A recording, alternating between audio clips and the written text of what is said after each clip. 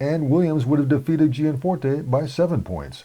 In the Western District proposed by Republicans, which keeps Bozeman in the Western District but places Helena and Lewis and Clark County in the Eastern District, Williams still would have beaten Gianforte by about 3 points, but Lazovich would have lost a squeaker to Rosendale by less than 700 votes. Democratic Governor Steve Bullock also would have won that GOP-drawn Western District in his 2016 re-election battle against Gianforte, and so would have U.S. Senator John Tester in his 2018 re-election race. But both men were popular incumbents, so using them as an example probably isn't a good measure of what may happen in a new open district. Jeff Essman, a Republican member of the commission drawing the districts, says the numbers show that Democrats can win in the GOP's proposed new Western District. Democratic Commission member Joe Lamson agrees Democrats have that shot, but that the district still leans Republican. He says the Democratic proposal makes it more of a toss-up, which he argues is better for everyone. In almost every race where we ran the numbers, Democrats fared better in the Democrats' proposed Western District by 2 to 3 points. We also found a notable difference between the proposals in the new Eastern Montana District. In the map advanced by Democrats, Republicans would have won by big margins in the Eastern District because more Democratic voters are kept in the Western District. In the GOP map, Republicans still win all the races we looked at in the Eastern District, but by smaller margins. For example, Bullock would have lost to Gianforte by only 2 points in 2016, and Tester would have lost to Matt Rosendale in the 2018 Senate race by only 3 points. Of course, we don't know yet which map will win out, or if a new map may emerge on Thursday. But whatever they decide, it has to be soon. The deadline is next week, and the 2022 campaigns are already underway. Reporting from Helena, Mike Dennison, MTN News. MTN News at 6 continues with your Storm Tracker weather first forecast. Hey, good evening, Marion. Good evening to you all. Here's a look at the Western Snowpack snow water equivalent.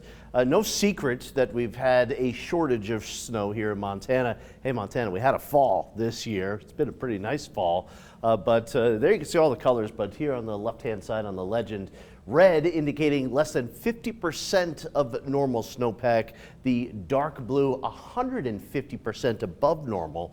So you can kind of see where this band or belt of the storm track has been, with well above average precipitation, really just down to the south. Southwestern Montana around the Beaverhead Range actually have above average snowfall so far, but that's about it. Most of the state looking at below average snowfall.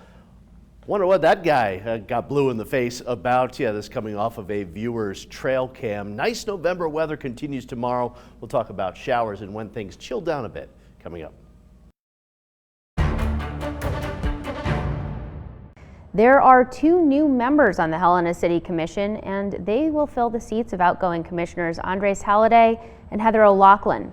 Now, the 2 commissioners-elect are familiar names to some in Helena. MTN's Jonathan Ambarian reports.